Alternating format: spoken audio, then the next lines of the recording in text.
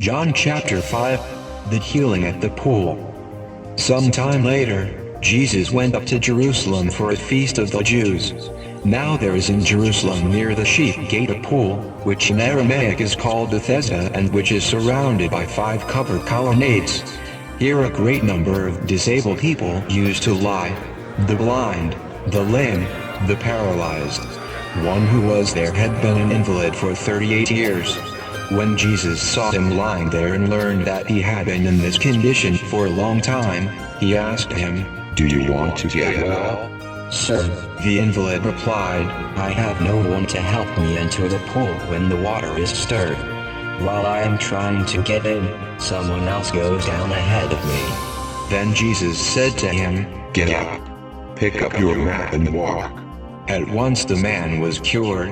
He picked up his mat and walked. The day on which this took place was a Sabbath, and so the Jews said to the man who had been healed, "It is the Sabbath. The law forbids you to carry your mat."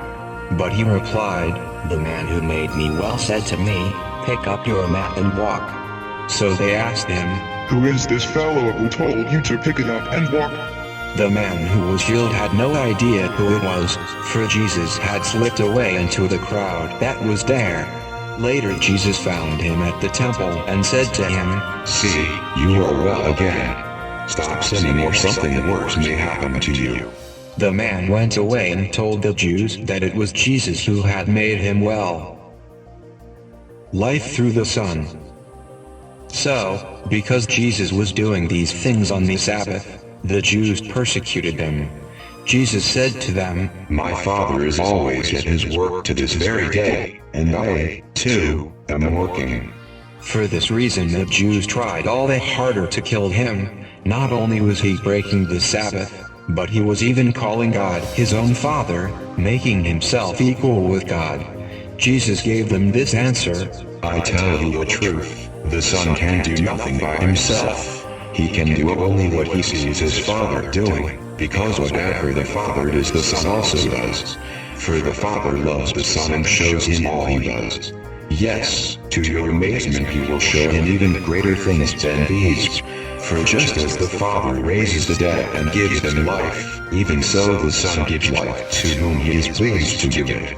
Moreover, the Father judges no one, but has entrusted all judgment to the Son, that all may honor the Son just as they honor the Father.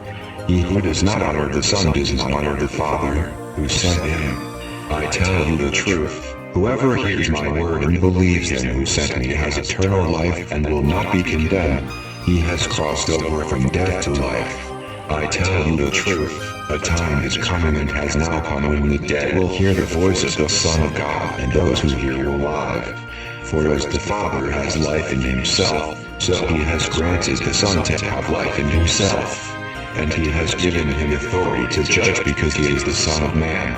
Do not be amazed at this, for a time is coming when all who are in their graves will hear his voice and come out. Those who have done good will rise to life, and those who have done evil will rise to be condemned.